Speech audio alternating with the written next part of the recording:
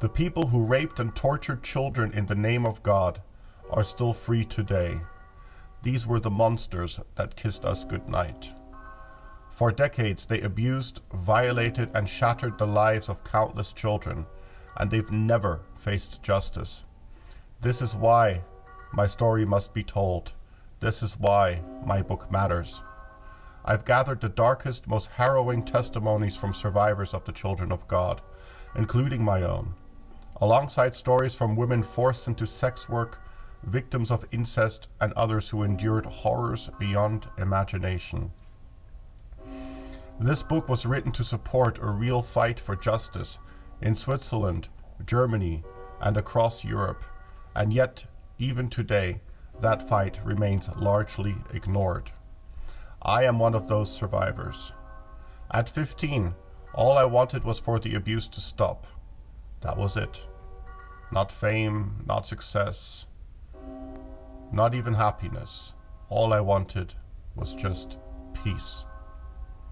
Life on the streets, male prostitution, and drug dealing all seemed like paradise compared to the hell on earth I endured in the cult also known as the Children of God, at the hands of the very people who were meant to protect me.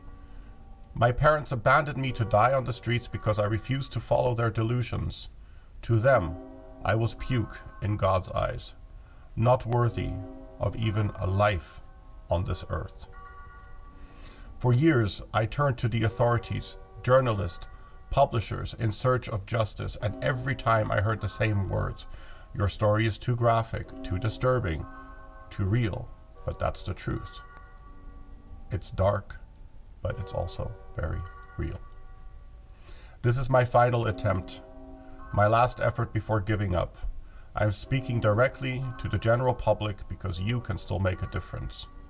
I have no income, no job. For most of my life, I've survived through street music, performing, and hard manual labor. These are among the legal things I did to survive. The rest, I cannot on camera talk about. But now, at 45, my body can no longer take that kind of work.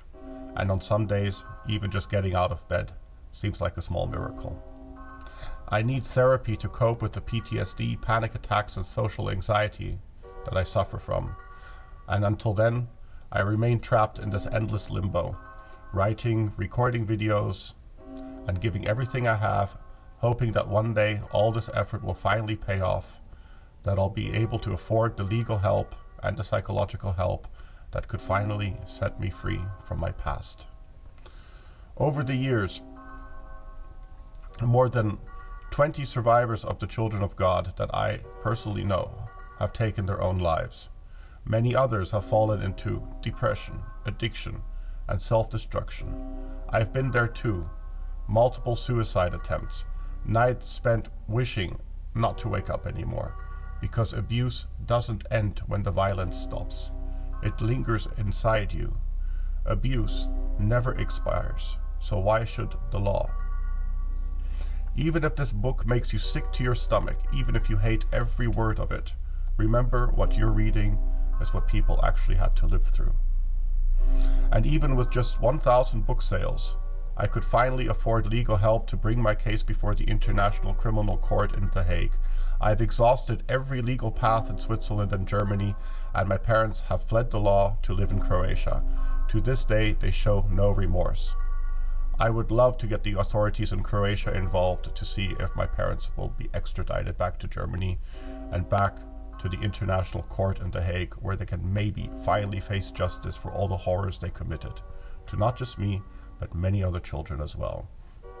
Help me make justice real. Buy this book, share my story, and don't let them get away with it. Thank you for watching.